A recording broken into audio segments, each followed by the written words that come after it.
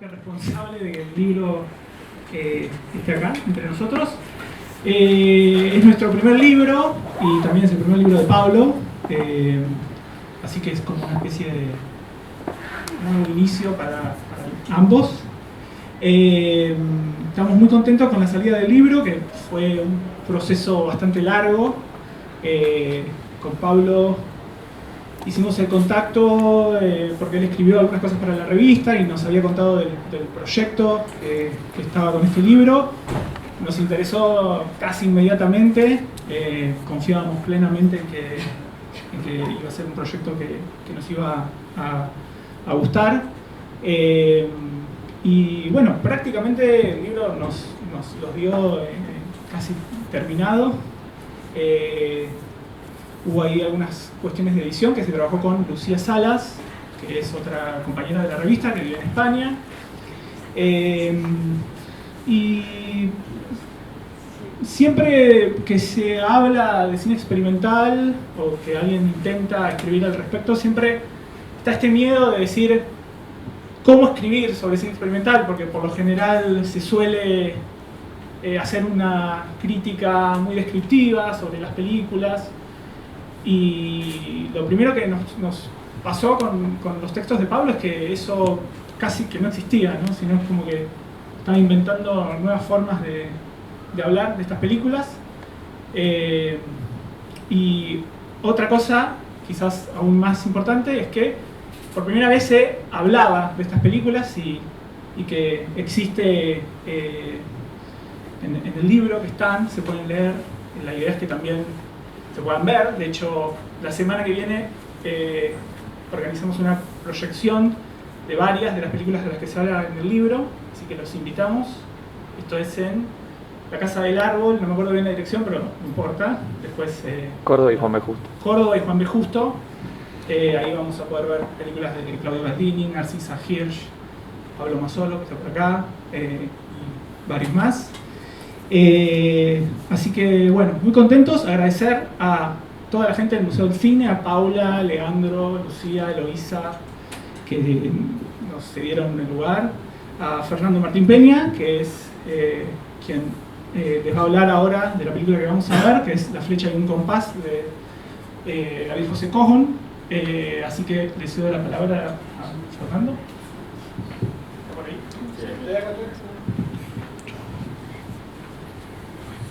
Muchas gracias. No, yo en realidad no de la película, sino de la copia que van a ver. La razón por la que la eligieron no tengo idea, me la puedo imaginar, pero corresponde que lo digan ellos. La copia es la única copia, o sea, Cohn armó esta película. Él la escribió siguiendo los lineamientos de la escritura surrealista en Cana. Durante unos meses que pasó en Cana por repartir panfletos comunistas durante el peronismo. Y al salir la filmó en distintos fines de semana. Y parte de lo que filmó lo filmó en material reversible. Entonces, de ese material no tenía negativo, con lo cual nunca armó un negativo de la película para después copiarla, sino que la copia positiva que existe de la película es a su vez su propio negativo. Y esa película tuvo proyecciones en esta misma copia, en el Club Gente de Cine, al que David iba de joven, y después Salvador Samaritano del Cineclub Núcleo, que fue un cineclub antagónico al Club Gente de Cine, pero no se ve que en estas cosas se ponían de acuerdo, le pidió esta copia que ustedes van a ver a David, no se la devolvió nunca más, e hizo un internegativo para asegurar la preservación. Y entonces es gracias a Salvador Samaritano y a la ingenuidad de David José Cohn, que se dio la copia, que todavía podemos ver La flecha y un compás. Yo la paso a veces en clase, relativamente poco se pasa esta copia, obviamente, y la última vez que se pasó en público creo que fue hace 20 años cuando le hicimos un homenaje a David en el Malva. Que me acuerdo que preguntó, ¿es necesario? Y realmente fue impresionante verla con David ahí presente y escucharlo después hablar sobre eso en relación con lo que van a ver. Tiene infinitos empalmes porque cada toma implica un empalme. A veces pasa que cuando uno está presentando un empalme se suelta. Si eso ocurre, sepan disculpar. Bueno, y después de la proyección van a estar Diego y Pablo conversando sobre el libro. Y también gracias a Diego, que se copó siempre dándonos una mano. Bueno, muchas gracias. No vamos a hablar de la película, vamos a hablar del libro, Sí. ¿Cómo quieren hablar de la película, no? Bueno, no, la película está en el capítulo introductorio, igual en el capítulo que habla de un poco los comienzos del cine experimental. Habla primero de una película de Horacio Coppola que se llama Traum, y después de esta como los dos primeros grandes acontecimientos del cine experimental. Pero como dice Lucía Salas en el prólogo, el libro no es una historia del cine experimental, aunque hay muchas historias dentro del cine experimental contadas, sino que es un libro que elige un recorrido muy particular y que destaca un valor del cine experimental que llama cine en primera persona, o algo que podríamos llamar poética de la subjetividad. Entonces, en realidad la primera pregunta que yo quería hacer es, aunque el libro no está escrito en primera persona, Pablo se oculta un poco detrás de esos textos, su primera persona. El cine aparece en la vida de todo el mundo y después uno va eligiendo cómo verlo y qué películas ve. Pero el cine experimental en realidad uno lo encuentra, no aparece. En algún momento lo encuentra y después lo tiene que ir persiguiendo, porque es un poco evanescente y un poco difícil. A veces también se lo llama un poco sectario, un poco underground, que es una de las palabras de él. Entonces quiero preguntarte cómo aparece el cine experimental y cómo lo vas persiguiendo de 4 formas. Primero como espectador, después como ensayista investigador como una segunda forma, después como realizador y también como docente. ¿Cómo va apareciendo el cine en tu subjetividad? Gracias. Bueno, gracias a todos por estar acá. Es un honor estar en este lugar con toda esta gente. Gracias, Fernando, por la proyección y la gente de la revista, y gracias a Diego. Es un honor estar acá sentado con vos. Sí, bueno, es una pregunta medio como genealógica, ¿no? Me parece que por lo menos las dos primeras, la de ver y escribir, están como mucho más claras en mi mente cómo están relacionadas, ¿no? Como de una cuestión de haber estudiado cine, pero no cómo hacer cine, sino escribir, o cómo intentar escribir sobre cosas que vemos. Y en ese sentido, muy rápidamente, me parece que tal vez, incluso por haberte tenido a vos de profesor, y a Paula, que también está por acá, la cuestión como de ir buscando como desafíos, a lo mejor, o ir tratando de encontrar la manera de escribir sobre esas películas que, para decirlo de una manera muy sencilla, es como encontraba muy difícil cómo ponerla en palabras lo que estaba viendo, ¿no? Y bueno, la película que acabamos de ver también me parece que sigue siendo un desafío enorme, ¿no? En ese sentido, como cómo rodearla con un texto, con unas palabras, y tratar de transmitir o de describir lo que estamos viendo y transmitir ese enigma, ¿no? O esa profundidad que hay que no está en la superficie, sino que son películas que a veces hay que verlas 1000 veces, ¿no? Y que la primera impresión es ¿qué es esto, no? Y esto está mal, ¿no? En un punto. Está mal hecho. Y digo, esas dos instancias por lo menos me parece que siempre hizo como un clic muy, muy rápido en mí al comienzo ok, me interesa esto, ¿no? Todo esta como costado, o todo este territorio del cine. Luego también de escribir crítica y de publicar, cubrir los estrenos por un periodo muy limitado también, como ir tratando de empezar como a cubrir cosas que no eran sistemáticas a lo mejor, ¿no? Pero no por un desdén hacia lo sistemático, sino porque me interesaba más esa subjetividad que vos decís, ¿no? Como me interesa más lo difícil a lo mejor, o la idea de cómo puedo explorar esa cierta dificultad o cierta como ausencia de narración o de lo que sea, y ver qué hay detrás. Y creo que la cuestión del cine, de hacer cine, es también un derivado de empezar a ver cosas que a veces con los textos no podía llegar a rodear o a comprender del todo, y tratar de comprobarlo o probarlo, digamos, haciendo una película, ¿no? Como la idea de entender cómo se hace haciéndolo. ¿no? Y me parece que el cine experimental tiene como un terreno como muy frondoso en ese campo, ¿no? No solo de gente que no estudió nunca cine y empieza a hacer cine y se acerca a eso y como abraza esa cuestión de no haber aprendido, no haber estudiado. Eso siempre también me interesó, ¿no? Como la cuestión de aprender haciendo y también comprender que el camino a lo mejor tradicional para aprender a hacer una película no me interesaba en lo más mínimo, ¿no? Y como descubrir si hay un camino o varios caminos paralelos. Y la docencia también me parece que tiene, eso también, digo, para seguir avergonzándote, me parece que también lo aprendí mucho de vos, ¿no? Como la cuestión de cómo hacer clases que sean desafíos, ¿no? Y cómo hacer, transmitir esa pasión, por ponerlo de una manera, ¿no? O ese entusiasmo de ver algo y no poder creer lo que estás viendo y querer como contagiar a la otra persona con esa sensación, ¿no? Y la docencia me parece que es un terreno, por lo menos para mí, aunque ahora ya no lo hago tanto de esa manera, pero sí como un terreno de explicar cosas también con palabras, ¿no? Y de analizar cosas con palabras y de desmenuzar a lo mejor una película o cierta idea de qué puede ser una película, ¿no? De una manera más dialogada en ese sentido, y eso me parece que está buenísimo de las clases versus escribir, ¿no? Que a veces estás escribiendo para vos mismo, para vos misma, ¿no? Y acá es como una cosa más, hay una refutación mucho más grande y mucho más intensa y un riesgo también mucho más interesante de hacer el ridículo, ¿no? Frente a eso. Sí, bueno, gracias por algunas cosas que dijiste. Me contuve un poquito la emoción.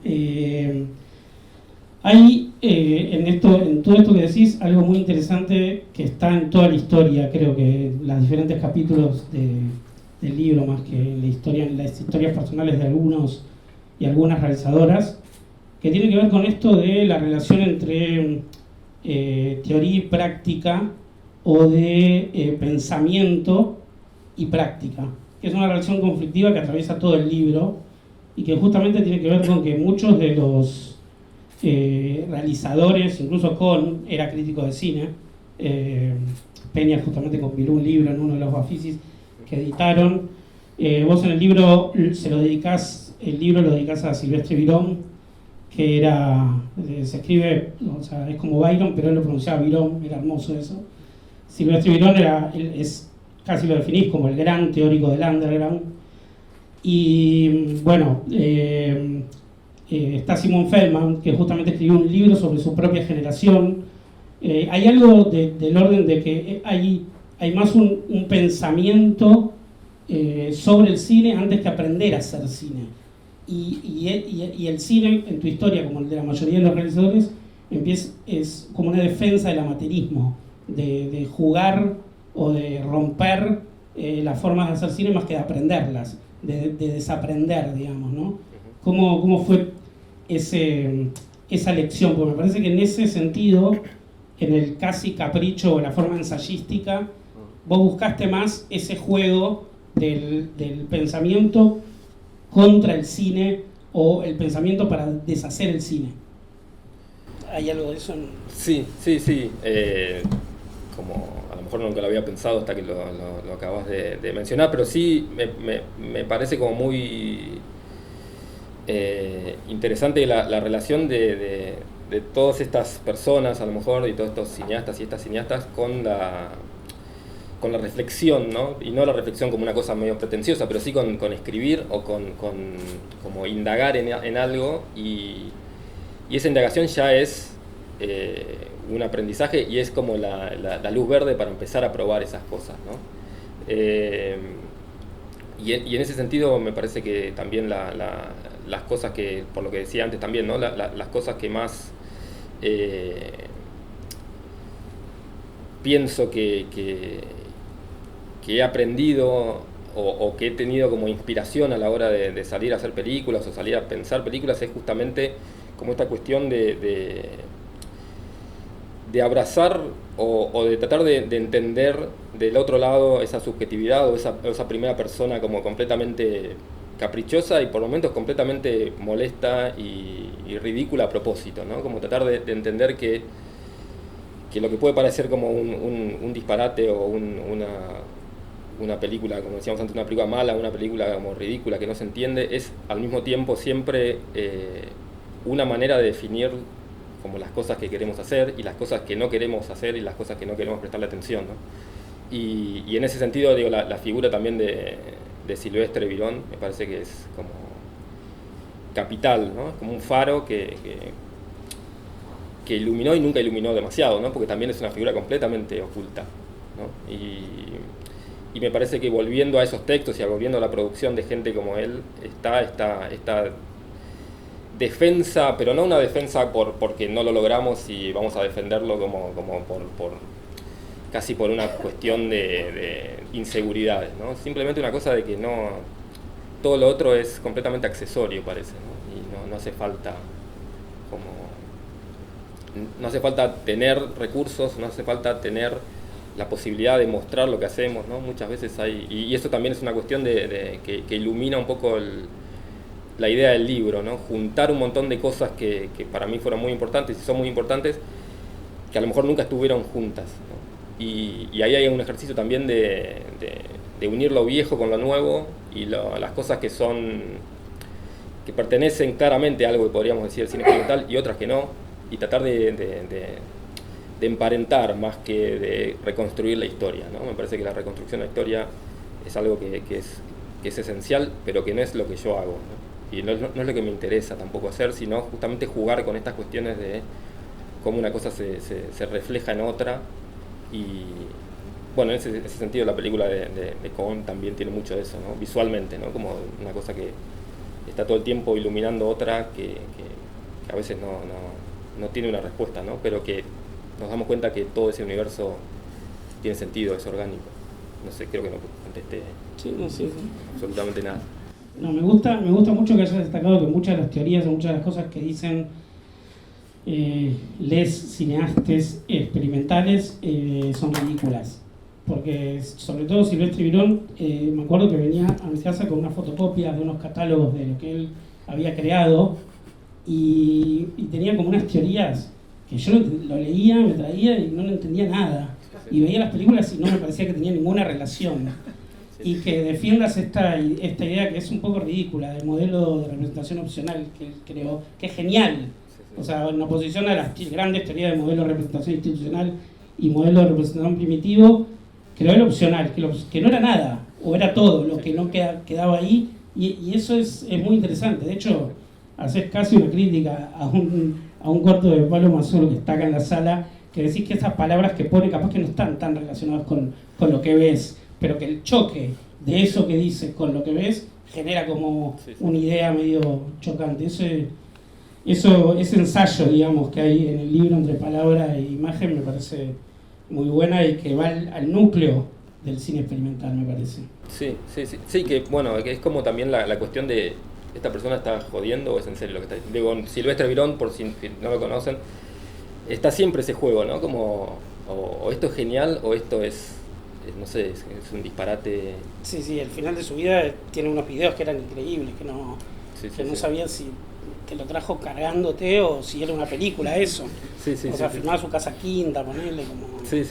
Era genial. Y me parece que eso también es como la cuestión de lo opcional, para ponerlo como un término que medio que inventa él, ¿no? En un punto.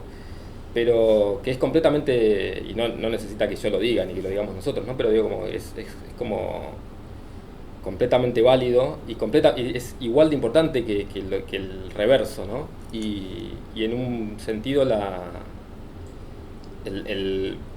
como la inspiración para escribir muchas de estas cosas es justamente poner el foco en lo otro, ¿no? Como en esa cuestión, pero también digo, no porque necesite que le hagamos justicia, porque no necesita que le hagamos justicia, porque Silvestre Virón nunca va a ser conocido, digamos, ¿no? Y eso es lo genial, ¿no? De esa persona. Y yo estaba en España hace poco y me preguntaban si existía o lo había inventado yo, ¿no? Porque también googleás y aparecen cosas en YouTube que decís, bueno, este no es el Silvestre Virón que estoy buscando, es otro, ¿no? Y no está nunca. Pero sí, me parece que está ahí como ese juego que es también el entretenimiento del cine experimental para mí, ¿no? Que es una cosa que yo la paso bien, y no porque lo que yo me pasa a mí, interesa, pero digo, me parece que hay un factor de disfrute en todo esto que muchas veces termina siendo como tomado muy como seriamente y como de una manera muy pedante y muy relacionada con filosofía y cosas que está genial, pero que no necesariamente tiene que ser llevado a ese territorio, ¿no? Y en ese sentido la crítica del cine, o la crítica del cine que a mí me interesa, siempre tiene como un pie en varios territorios, ¿no? Como que no es una cosa de cortar como amarras con el cine industrial, entre comillas, o el cine de entretenimiento, el cine narrativo, sino como tratar de todo el tiempo estar viendo cómo las dos cosas pueden ser parte de lo mismo. Sí, no quitarle lo experimental al cine experimental. Yo cuando leo el recorrido veo tu forma ensayística de ir para un lugar del cine experimental y crear un territorio que me parece que todavía no se veía, que son los territorios más extremos del cine experimental. De hecho, no solamente a los realizadores y realizadoras más extremas que recortás, haces ese recorte, sino que también dentro de las filmografías focalizás más que nada en las películas más extremas. De hecho, muchos de los realizadores, no sé, Caldini tiene una obra bastante vasta y es menos del tercio de la obra de Caldini que hablas, y no hablas de otras experiencias que no tienen nada que ver con las más extremas. ¿Eso fue un criterio de selección, o cómo lo fuiste trabajando, o fue apareciendo? Porque hay, bueno, eso, como, no sé, en la animación, el capítulo dedicado a la animación, tanto Iturralde como Brass hacían publicidad, pero no hablas de las publicidades experimentales, sino que hablas del otro, que hubiese sido quizás una beta posible, pero te vas para un territorio lo más chiquito posible, digamos. No es ampliar el territorio experimental, sino dar cuenta de un territorio más acotado. ¿Esa fue un poco la idea? Sí, me parece que muchas de las cosas las fui descubriendo, ¿no? Digo, este análisis que haces vos. Ahora lo escucho y digo, sí, claro, es eso, pero hasta ayer no lo pensaba de esa manera, y me parece que es algo que fue como creciendo. El libro tardé muchos años en hacer todos los ensayos, son 9 ensayos, creo, 8. Y fui construyendo uno, después otro, y después fui como tratando de vuelta, como unirlos, a ver cómo se unían esas cosas, ¿no? Pero me parece que también lo más importante es lo que vos decías al comienzo, que es algo que también que hablamos mucho con Lucas y con la gente de la vida útil cuando estamos pensando el libro, que no es una historia, sino es una lectura de la historia, ¿no? Y eso hace que era más importante por momentos lo que quedaba afuera que lo que quedaba dentro, ¿no? Como justamente para delimitar ese campo y para también enfocarme no solo en lo más radical, porque no pensando que la radicalidad vale por sí misma, sino por también darle espacio a cosas que no aparecen o que no aparecían en ningún otro libro, en ningún otro espacio, ¿no? Como concentrarme en lo que siempre quedaba fuera de los libros de cine y la historia digo, La flecha de un compás. Hablaba antes con Fernando que en 60-90 en el libro le hicieron una entrevista con Paula y ahí hay como un trabajo sobre ese corto, pero siempre es antes de hacer sus películas hizo La flecha de un compás, y es una mención nada más en los libros de historia del cortometraje, historia del cine argentino, ¿no? Y yo en ese sentido lo que quería hacer era justamente agarrar esas menciones como diminutas y darle entidad a eso, ¿no? Como una cuestión de completar algo y de también proyectar el libro sobre un montón de cosas que se escribieron antes, ¿no? Como no, en ese sentido no es el libro definitivo de nada, porque es una lectura mía de eso, pero por ejemplo Coppola, hablo muy poco de Coppola porque no sé, ya se escribió mucho de Coppola y se escribió mejor de lo que yo puedo escribir sobre Coppola, y es como que tomo eso como base para empezar a decir, quiero decir algo sobre Coppola, lo digo a partir de eso que ya fue escrito, ¿no? Y la radicalidad me parece que tiene que ver con lo que decíamos antes, ¿no? Me responde a lo mejor a ciertas predilecciones personales, pero sobre todo a esa cuestión de lo que producen esas películas cuando las ves por primera vez, que decís, no puedo creer lo que estoy viendo, como no puedo creer que alguien haya hecho esto y esto, digamos, primero, sea considerado una película, y segundo, nadie o no mucha gente haya como se haya interesado tanto por ir hacia una radicalidad en la cual ya lo que estamos viendo parece como algo que completamente un descarte de otra cosa, ¿no? Estamos viendo los fragmentos de algo y enfocarme sobre eso me parecía como muy atractivo, ¿no? De hecho pasó algo que supongo no he buscado, que es que el año pasado, cuando se hizo una encuesta de las mejores películas del cine argentino, que hizo La Vida Útil, La Tierra Quema y Taipei, 3 revistas de cine de gente joven, apareció por primera vez el cine experimental. Y de Caldini, si no me equivoco, apareció votado Ofrenda. Y Ofrenda casi no se habla. O sea, se habla dentro de un grupo de películas, pero que hasta ese momento era la película... yo le dije a Lucas que me parecía mal que esta Ofrenda. Prefería, ¿te acordás que te lo dije? Sí. A la salida de cuando presentaron la... Porque me parece la película hasta más light de Caldini, digamos, es la película más pintoresca, podríamos decir, de Caldini, que es bellísima, inigualable, todo lo que queramos, pero que es una película la más digerible y fácilmente digerible. Y el libro justamente se nombra dentro de un grupo, en un periodo, cuando se analiza Caldini, pero casi no se analiza, mientras se analiza una donde revolea la cámara. Digamos, que el único que hace es atar la cámara y revolearla, y se la ensalza de una manera increíble, digamos, ¿no? Eso me parece un valor del libro, y se justifica y se llega al nudo de eso. Para mí, el libro, y hablando de Caldini particularmente, que está muy descompensado porque tiene 2 capítulos, la mayor parte de la mitad del libro se habla de Caldini. Me parece que en un punto el libro también es un diálogo tuyo muy particular y personal, y por eso único.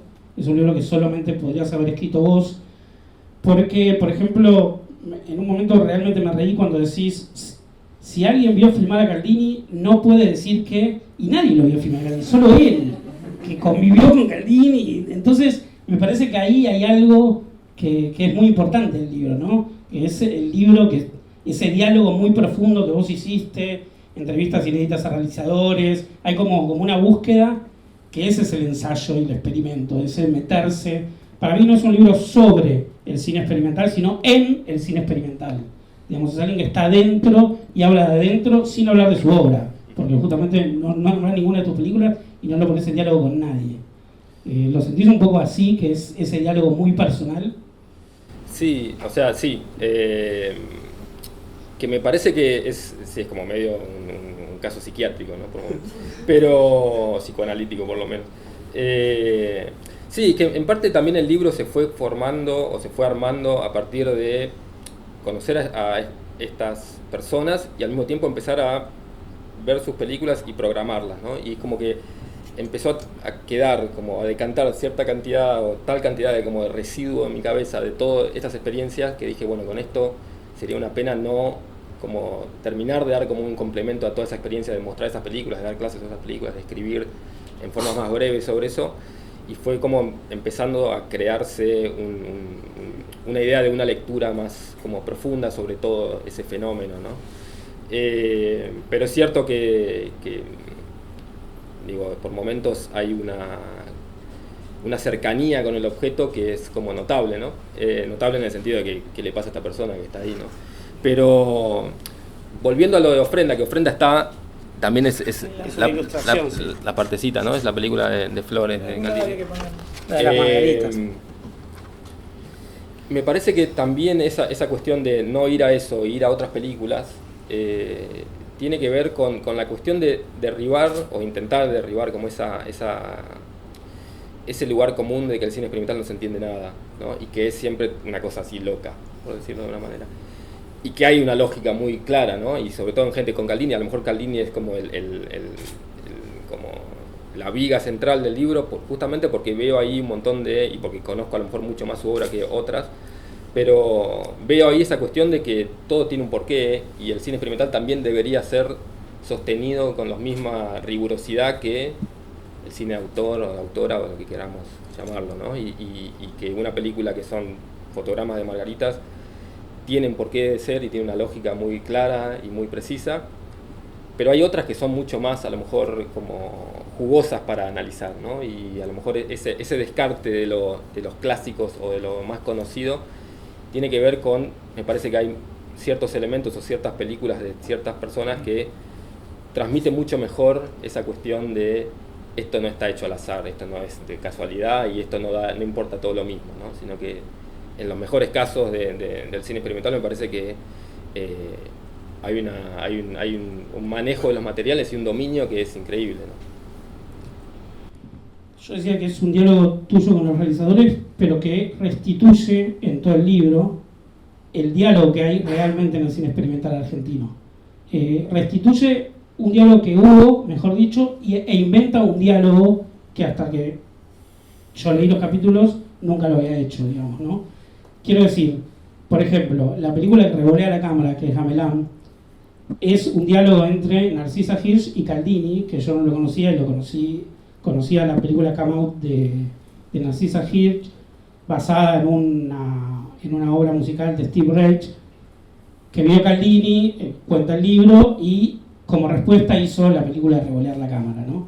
Ese diálogo entre Caldini y Hirsch se multiplican otros diálogos entre Vale Reggio, que trabajaron varios de estos cineastas en ese grupo del Goethe, digamos que hay un diálogo que está un poco desplazando todo el libro, pero también inventás nuevos diálogos en relacionar la animación clásica de Louis Brass y Víctor Iturralde con Tamarit, que está por acá, o Vino, ¿no? Sí, está por ahí. Ahí está.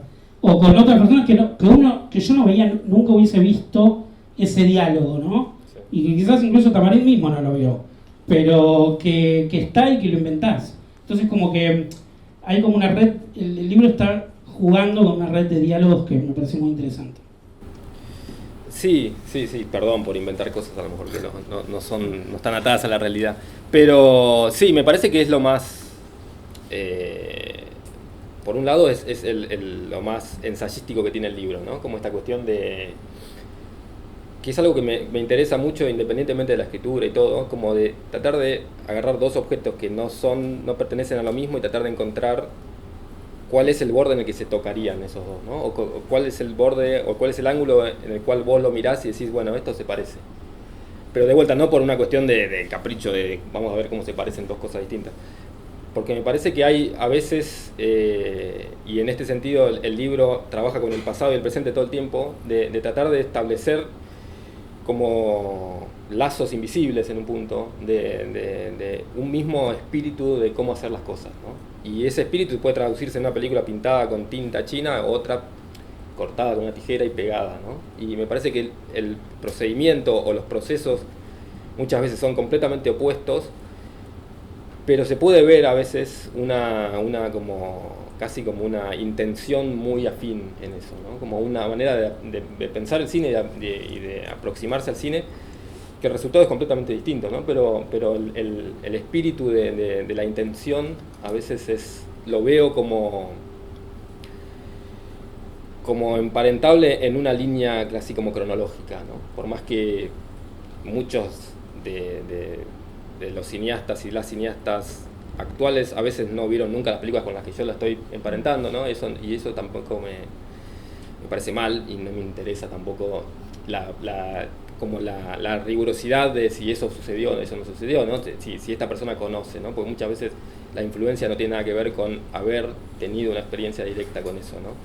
Pero me parece que el tendido a lo mejor que traza muchos de los ensayos es también formal, ¿no? Como en el sentido de cómo evoluciona una forma, cómo evoluciona una manera de hacer cine con las manos, en el ejemplo de los animadores, ¿no? Y las animadoras, que es como cómo hacer cine sin una cámara. Y eso es el puntapié inicial para ver, bueno, en los 50 se hacía así, en los 60 se hacía así, en los 70, y ver si en todas esas décadas hay igual un hilo conductor, ¿no? Y muchas veces lo hay, muchas veces no lo hay. Y eso también me parece que en el libro, una cosa que yo también estaba siempre muy pendiente es de no forzar nada, ¿no? Y como no chamullar eso, de decir, como, bueno, todo esto es parte de lo mismo, ¿no? Y me parece que esa es como la línea que no quería pasar, y me parece que por momentos no es de lo poco que cumplo, ¿no? en ese armado de una evolución a lo mejor cinematográfica, no es decir cualquier cosa,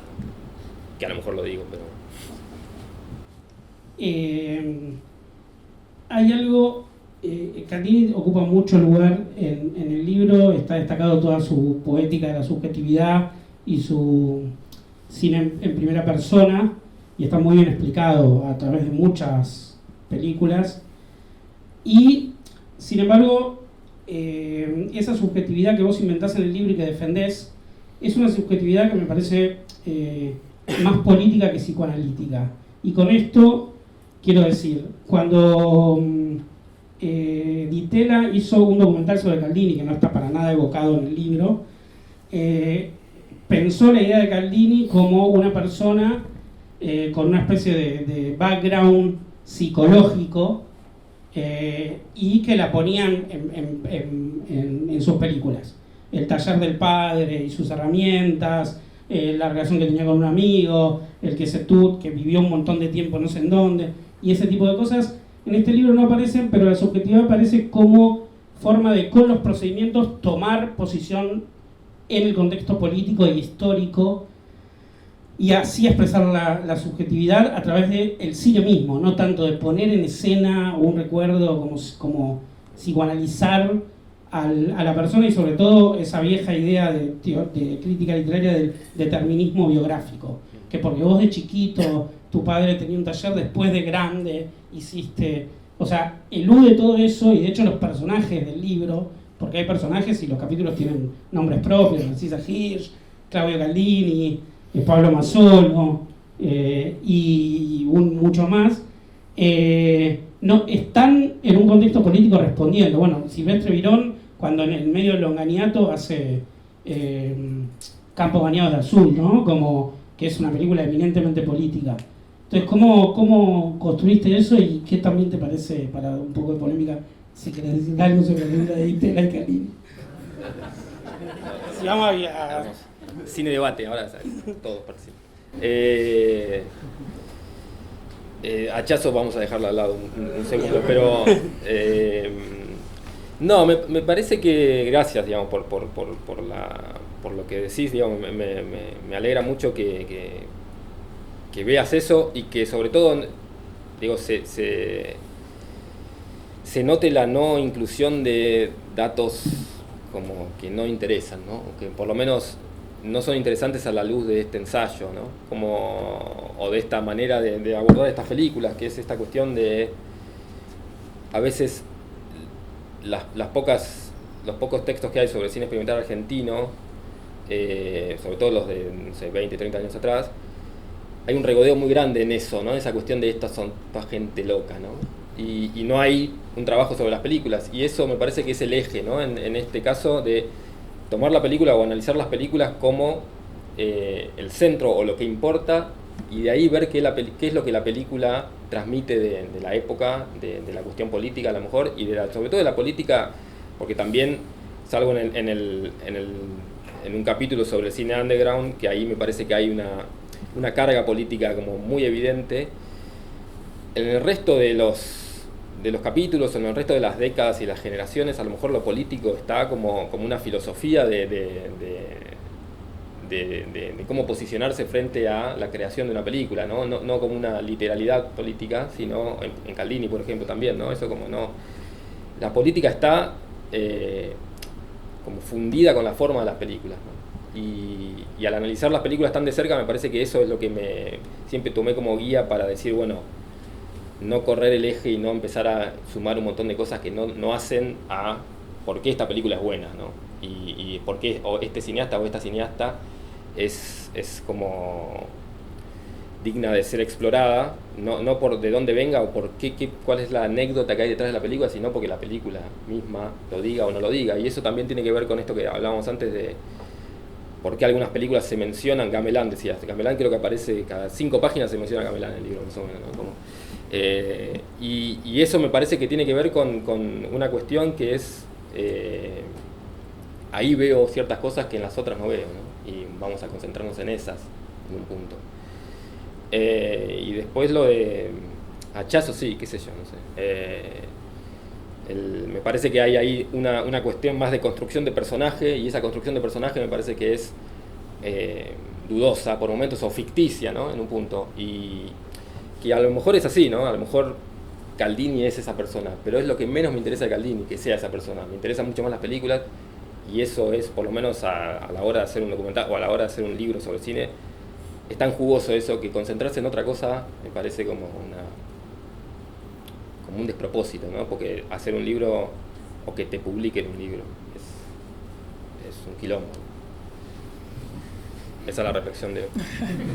Sí, volviendo a política y también Caldini, que vamos a volver de nuevo, el libro al principio parece muy fundamentalista con lo materialista del fílmico, el celuloide, sobre todo el Super 8, el 16, más el Super 8 que el 16, pero en un momento del libro hacer un quiebre y empezar a hablar del video y hay como una reivindicación del video como reinvención del cine, sobre todo en el capítulo, segundo capítulo de Caldini, como él usa el video en realidad. Y hay una película en particular que yo no vi, que me sorprendió mucho, que es La República, que es una de las que hizo en video, que eso creo que es enteramente en video, porque otras son video que filma algo que hizo en single 8 o, claro, o en 8 milímetros. Y en La República hay algo que decís que alude al 10º capítulo de La República, el libro, donde en el diálogo platónico echan a Socrático, mejor dicho, el diálogo, echan a los artistas de la República, en el libro de Platón. Entonces, y hay algo que en realidad en esa película de Caldini, que fue filmada en el 2001 y que tiene que ver con la crisis del 2001, como una suerte de metáfora de todo el libro, porque pareciera que en realidad, en respuesta a ese capítulo, cada uno de las personas que hacen cine experimental en tu libro, en realidad se fugan y crean un territorio aparte. Es casi una crónica de la fuga de la República, de no pertenecer a ese núcleo llamado cine, que la época dictamina qué es, para contar historias, ¿no? Incluso ahí Caldini decide hacerlo en video, como irse del cine literalmente, y eso. ¿Es un libro sobre esa fuga? Sí, no. Sí, me parece que, o sea, lo más problemático para mí del libro es poner la palabra argentino ahí casi, porque me parece que son muchas películas incluso que fueron hechas por gente que no es argentina, fueron hechas no en Argentina, sino en esta fuga que vos decís, también es como geográfica en el sentido más literal, ¿no? Sobre todo en la generación de los 60, 70, 80, que también es una de las paradojas más grandes, ¿no? de todo esto que es, en el contexto de la dictadura, hacen las películas que para mí son más liberadoras formalmente que posiblemente hayan pasado en los últimos 80 años en cine argentino, en muchos casos, ¿no? Y me parece que esa paradoja siempre está como de gente que está operando acá como completamente o under o completamente invisible, ¿no? Por esta cuestión de muchas veces desde afuera se ve como algo como muy payasesco, ¿no? Mirá lo que están haciendo estas personas con una cámara, ¿no? Están sacudiendo como si fuera una boleadora, ¿no? Y eso es como que también lo cuentan muchos y muchas de las cineastas, la cuestión de cuando mostraban estas películas en su momento, era como, había alborotos de decir como, ¿qué mierda estamos viendo, ¿no? ¿Qué es esto? Y por un lado está esa cuestión, ¿no? Me parece que es gente que está trabajando como una dimensión paralela, aunque esté trabajando en Argentina, y aunque sean de Argentina incluso, pero están haciendo como otra cosa, ¿no? Como están circulando en otra frecuencia casi. Y después con la cuestión del video, sí, me parece que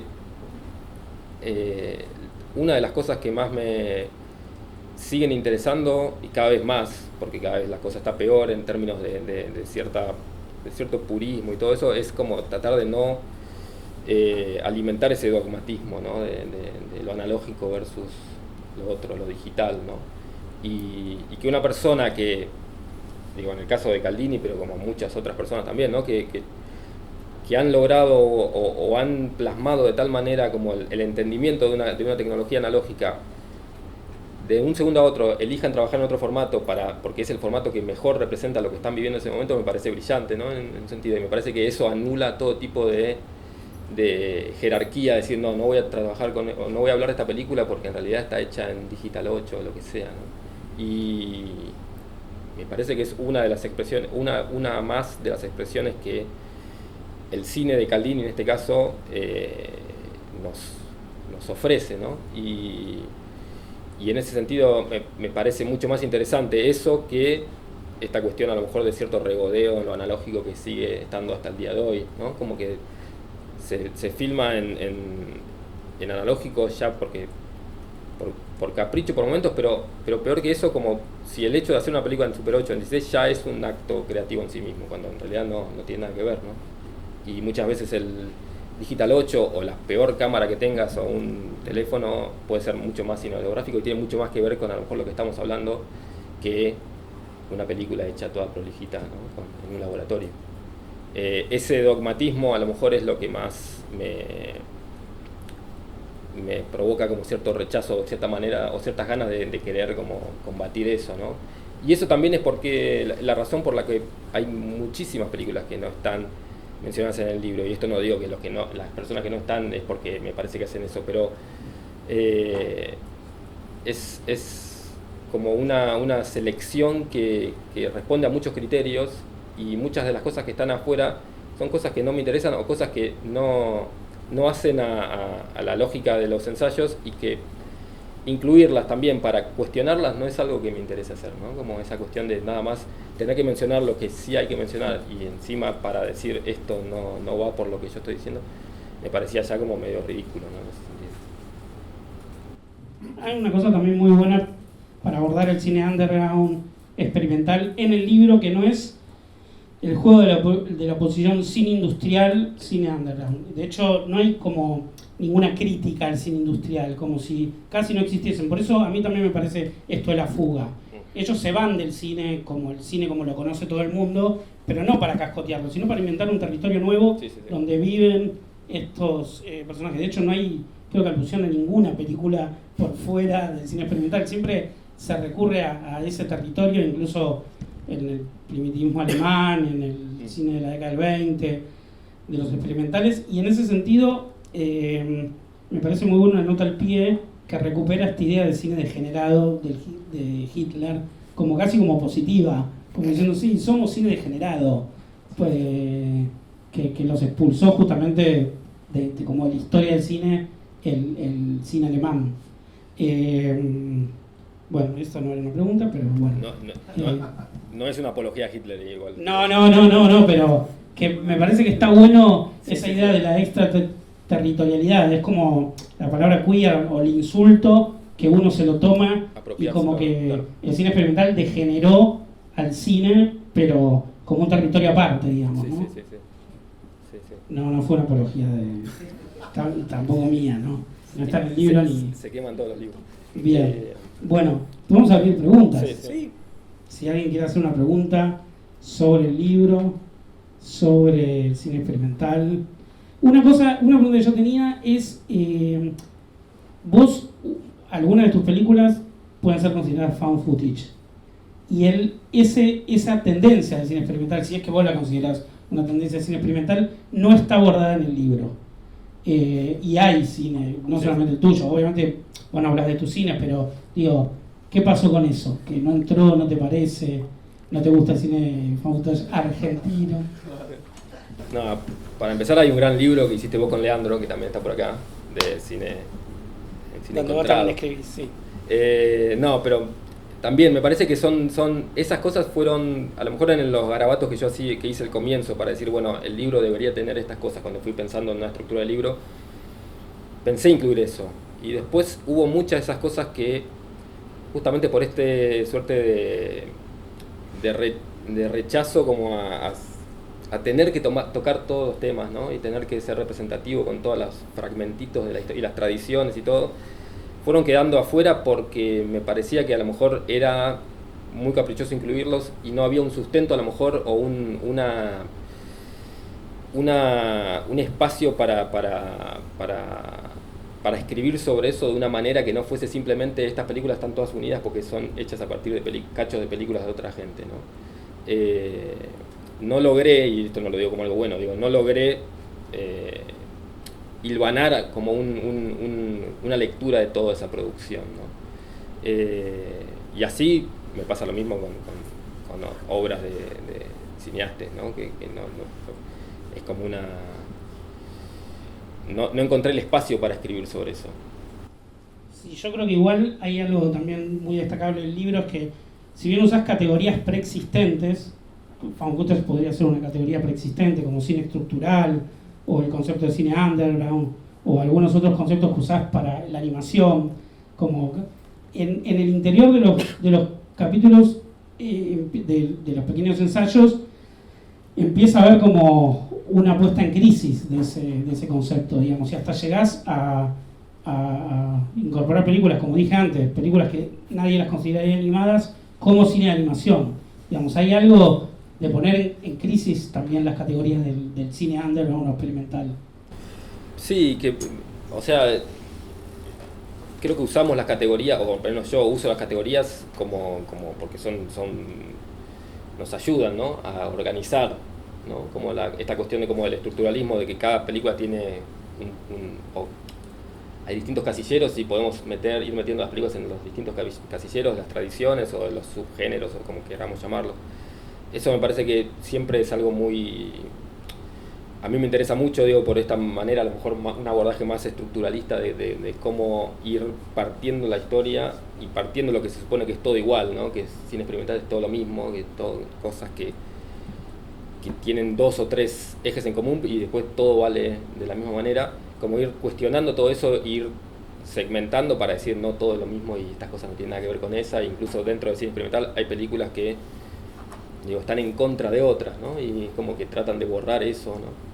Me parece que el libro toma mucha de esa producción, sobre todo norteamericana, diría, ¿no?, de la crítica de estos como géneros del cine experimental, para tratar de pensar bajo ese esquema, pero después empezar también a ver hasta dónde es posible llevarlos y hasta dónde no, ¿no? Y la cuestión esta también en el cine experimental, digo, la película esta de Cohn junto con Traum, a mí me parece que son como los dos grandes, o las dos primeras películas así como más icónicas, pero estoy seguro que hubo decenas de otras películas que ya desaparecieron o que están ahí y hay que descubrir dónde están, ¿no?, y aparecen, ¿no?, cosas.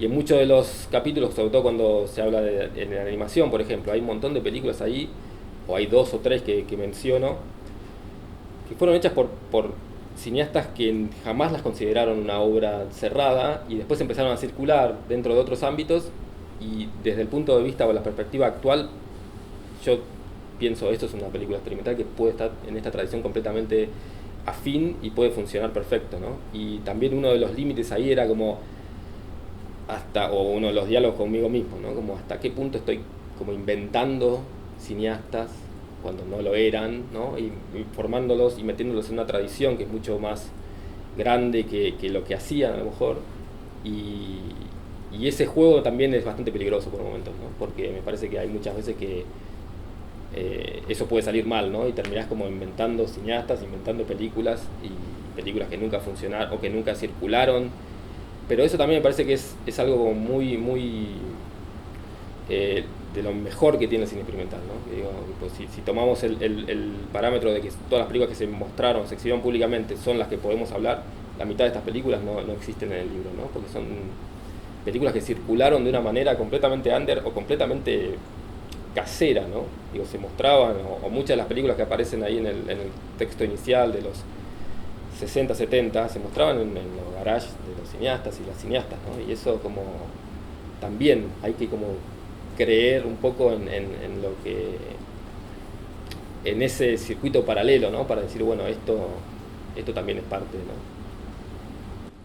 Sí, también ahí está el problema de cómo vemos el cine experimental y la imposibilidad muchas veces de tener acceso, porque los archivos son los propios placares de los cineastas. Yo me acuerdo cuando fue que preparamos la retrospectiva de Narcisa Hirsch en el Bafisi, fui a la casa de Narcisa varias veces, y en una me dice, no, bueno, tengo los videos, porque las películas están en este placar, y están todas juntas tiradas ahí en un placar, la casa de ella. Yo no, pero yo quiero pasar eso, no los videos. Como hubo todo un diálogo para que ella sacara las películas, y y es un ropero en un altillo en la casa de Narcisa, digo. Esa es la cinemateca de Narcisa, digo. Me parece que el acceso, digo, en Estados Unidos existe el Archive, el Anthology, Film Archive, que es una cinemateca especializada en cine experimental, underground y demás. Acá no tenemos ni cinemateca, o sea, hace poco encontramos en un Home Movie Day una película de Caldini que está en el museo sin rotular bien y que Caldini no sabía que estaba acá, por ejemplo. Ese nivel de desconcierto y de desparramo, ese cine experimental. Vos, de hecho, en el libro hablas de películas que se perdieron en un envío postal y que ya no existen y que tratás de reconstruir algunas cosas, digamos. Y también hay muchos hallazgos. Por ejemplo, yo el cine de Honig no lo conocía. ¿Y cómo llegaste a ese cine y cómo llegaste a algunas de esas joyas que revelan este libro? Bueno, esto creo que es como el signo más claro de lo que me preguntabas antes, ¿no? de lo que hablábamos antes de que yo esté como medio metido en el medio de todo eso, ¿no? Que me parece que es un cine personal en el sentido de que podemos argumentar que es un cine personal porque es en primera persona, pero también personal porque tenés que ir a la casa de esta gente y decirle quiero ver las películas, ¿no? Y todo eso sucedió y todo eso sigue sucediendo hasta el día de hoy. Hoy en día hay una filmoteca en Narcisa Hirsch que está como trabajando sobre eso y acá presente. Y hay como una conciencia mucho más clara de eso. Pero igual tenés que hablar con Narcisa. ¿Querés pasar una película de Narcisa? Hablas con Narcisa o hablas con Tomás, que es el nieto, digamos. Sí. Ya está. Y en ese sentido me parece que me parece como defiendo esa cuestión, ¿no? De que todo es una cosa de entre casa, porque son películas que siempre fueron hechas al costado o de espaldas a todo. Y también entiendo, por más que esto suene polémico, entiendo que como no quieran depositar sus películas en un lugar como el Museo del Cine, que es el mejor lugar del mundo, el Museo del Cine. Pero digo, como, porque está tan impregnada, se apagan las luces, están como impregnadas de un entorno tan hogareño y cotidiano y de como interpersonal y hacer todo ellas mismas, que esa lógica es completamente como distinta, ¿no? Y es como no digo una traición, porque no es eso, pero digo, entiendo que son dos idiomas distintos. Sí, es un modo de trabajo. Es la fuga que digo yo, del planeta cine. O sea, no se organizan. Varios textos de Caldini y demás hablan un poco de eso. Acá no hay sponsor, no hay esto, no hay nada. Sí. Y ahí entra como nuevo. El Super 8 también como una idea de ya no necesitas nada para hacer cine, ¿no? El Super 8 en ese momento, ¿no? Que era que ibas a todos lados y te revelaban y la cámara la sacabas del estuche y no tenías que saber ni siquiera, lo único que tenías que saber es dónde mirar, digamos, nada más, y después hacías una película. Me parece que eso es como está tan embebido como en el ADN del cine experimental argentino sobre todo, que incluso la comparación y decir como es increíble que todas estas películas no tengan un lugar y todo eso, es como que es cierto, pero se puede entender por qué no, digamos, ¿no? Y ahí entra también la cuestión de las subjetividades y la cuestión de que hay que hablar con todas estas personas, hay que tener como un diálogo ahí sí medio psicoanalítico por momentos, ¿no? De convencimiento, de confianza, que muchas veces es algo que te permite un acceso mucho más cercano y otras veces te lo bloquea de por vida, ¿no? Digo, en el caso de Honig, que vive en el Bolsón, vive como también, se fugó, digamos. Cambió la cámara por una escalera y se sí, exactamente. Es literal la anécdota. Dejó de hacer cine y cambió la cámara por una escalera. Estaba construyendo una casa y necesitaba una escalera y cambió la cámara y dejó de hacer cine. Nunca más hizo cine. Bueno, planteó una casa. Pero en el Bolsón. Pero bueno, también ese fue un sistema como de referencias, ¿no? De hablar con Caldini o con Narcisa y empezar a hablar, y esta cosa como de la transmisión oral, ¿no? De, bueno, sí, hacíamos películas con esta gente, ¿no? Y te nombran gente y hay unas que no conoces y ahí empezamos todos, ¿no? A hacer eso, como a tratar de ver si esas películas se consiguen, si no. Hace poco creo que Pablo Mazzolo me decía contaba que Alan Curtis, el músico, encontró unas películas de una cineasta de Catamarca, ¿eh? No, el Chaco. El Chaco. Que teóricamente son películas experimentales y que... De 60, sí. Y digo, también esa cuestión de de hablar, ¿no? Y de cómo son lazos casi como familiares por momentos, ¿no? Pero sí, que ahí también está la cuestión de cuánto forzás eso y cuánto terminás escribiendo cosas que a lo mejor, ¿viste? Las personas que te dicen, no, esta persona también hacía películas, y después hay una cuestión de que es algo que yo traté de no hacer y trato de no hacer, y es de escribir de películas que no vi, ¿no? Porque eso es lo peor, como digo, lo peor para algo que me interesa a mí, ¿no? Digo, Sí, pero sí, sí. como esa cuestión de una apuesta medio incomprobable, de bueno, sí, estas personas también hacían cine, pero no se vieron nunca las películas. Pero bueno. Bueno, yo no sé cómo estamos de tiempo y hay que redondear, me dicen acá. Pero igual hay alguna pregunta si alguien quiere hacer. Bienvenide. Algún realizador, realizadora. Pablo Mazzolo, que lo nombramos tanto que va a tener que hablar. Ahora tiene que dar la cara. A Pablo, digo que siempre escribe sobre cine experimental argentino, y digo internacionalmente se habla, pero nadie escribe sobre él porque no hay mucha gente que escriba, creo que nadie. ¿Cómo te sentís con esto también, esta necesidad medio ética de sacar tus películas, de cuando hacer las proyecciones sobre cine argentino en el mundo, también sacar tu película y, digamos, no sé cómo te sentías con eso? Alguna vez lo hablé con Subero, Subero está también ahí. También acá. Nos tendríamos que poner a escribir otro, hay que hacer como un complemento al libro. No sé, la verdad que no me interesa mucho eso, como no lo vivo como algo, ¿qué voy a decir aparte? ¿No? Como si la verdad que me duele que no escriban sobre mí, pero que vos, Pablo, deberías escribir sobre mí. Yo no escribo. Pero no, la verdad que no me... Digo, me parece sí una cosa como indefendible si yo escribiera sobre mis películas, eso no se puede hacer. Claro, pero... Es difícil, digamos. Mecas escribía sobre todo, no escribía sobre... Igual yo celebro que muchos, por ejemplo, Truffaut, cuando empezó a hacer cine, decidió dejar la crítica de cine. Después, por suerte, algunos textos que escribió después de convertirse en cineasta fueron publicados en un libro, que es Los fines de mi vida, que seguía escribiendo crítica en privado, pero no la publicaba y la publicó en el libro. Pero muchos cineastas consideran que se tienen que dejar de hacer crítica cuando hacen cine, y celebro que Pablo no lo haya dejado de hacer, que no es necesariamente crítica, son ensayos críticos, podríamos decir, pero que me parece que es importante tener el punto de vista de los cineastas. De hecho, bueno, Cahiers du Cinéma es una revista que los críticos escribían desde el punto de vista de los cineastas, hablaban de las películas como habla Pablo en este libro, digamos, desde analizando la realización. Muchos de esos críticos se convirtieron en cineastas después, pero que cambiaron la historia de la crítica por eso, porque cambiaron el punto de vista de la crítica, digamos, ¿no?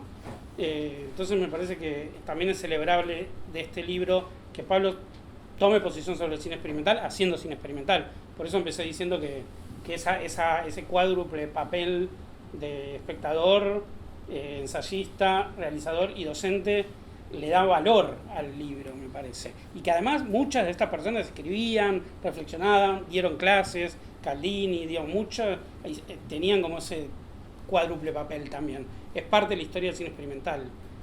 Creo que también la reflexión constante sobre el cine y la escritura. Y aparte es más, por lo menos para mí es más disfrutable escribir sobre películas de una persona que leer algo hipotético que escriban sobre mí, ¿no? Que es un terror eso siempre. Digo, pero no por la escritura, sino porque es una cosa que no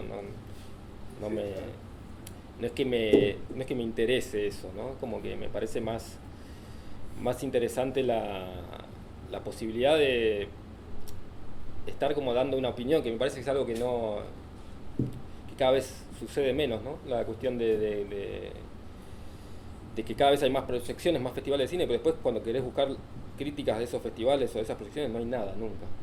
Cada vez menos, sí, es verdad. Y este libro no llena ningún vacío en ese sentido, no lo digo por eso, pero digo como me parece que es mucho más disfrutable para mí hablar de una película a veces que tener otro tipo de exposición o que incluso hacer películas, ¿no? Digo, yo estoy progresivamente, cada vez hago menos películas y pasan más años entre cada película, pero porque disfruto más también escribir sobre cine que otra cosa.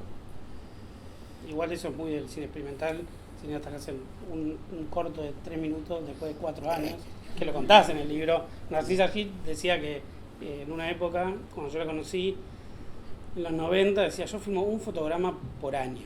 Y se jactaba de ese tipo de que no quiero regularidad, no quiero la lógica de la industria de filmar mucho, sino que como es parte de una temporalidad muy extraña que hay adentro y afuera del cine experimental, ¿no? Como que muchas de esas historias, de esas temporalidades están contadas, de películas planeadas con una lógica muy extraña, de tiempos raros, digamos. Bueno, un aplauso para Pablo. Otro aplauso para La Vida Útil, que editaron el libro. Otro aplauso para el Museo del Cine, que nos reunió, nos cobijó en este día de lluvia. Y el último, Fernando, que trajo la copia del proyector. Agradecemos a todos.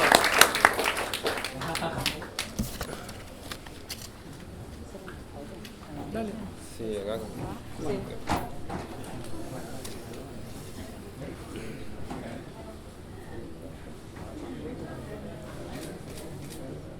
Gracias.